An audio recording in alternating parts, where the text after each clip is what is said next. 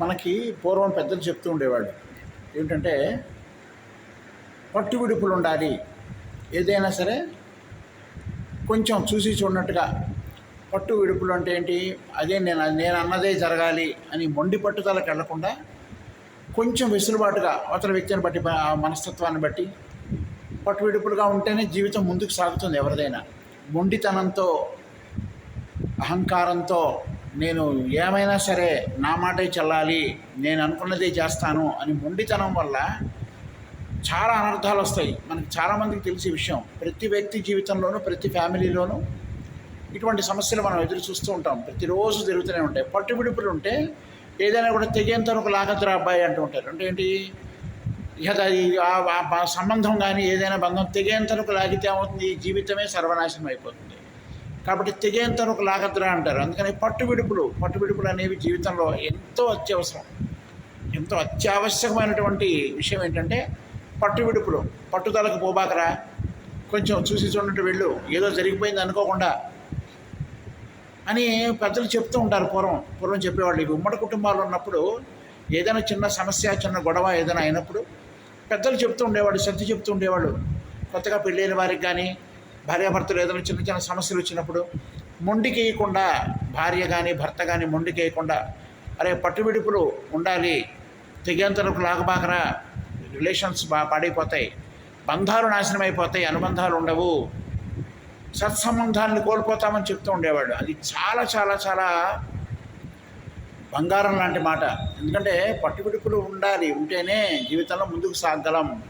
ప్రతి వ్యక్తి జీవితంలోనూ సమస్యలు ఉంటాయి.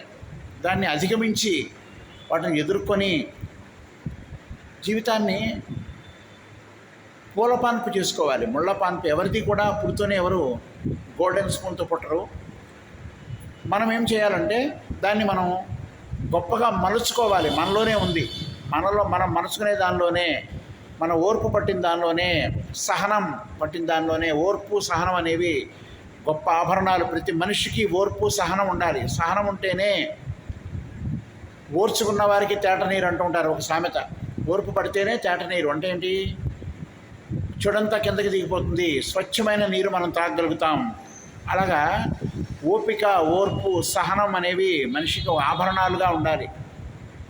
లేకపోతే జీవితాలే సర్వనాశనం అయిపోతాయి. ఈనాటి కాలంలో ఎవ్వరికీ ఓర్పు లేదు, సహనం లేదు, ఓపిక పట్టలేరు. ప్రతిదానికి తొందర, ఆరాటం, తొందరగా అయిపోవాలి, తొందరగా వెళ్ళిపోవాలి అని ఆర్భాటం లేకుండా ఓపిక పట్టి సహనంతో ఎటువంటి పరిస్థితుల్లోనూ ఆవేశపడకుండా ఓర్పు పడితే జీవితం సుఖమయం, సంతోషమయంగా సాగిపోతుంది. ఇది చాలామంది జీవితాల్లో అనుభవించినదే. కాబట్టి పట్టు విడుపులు ఉండాలి.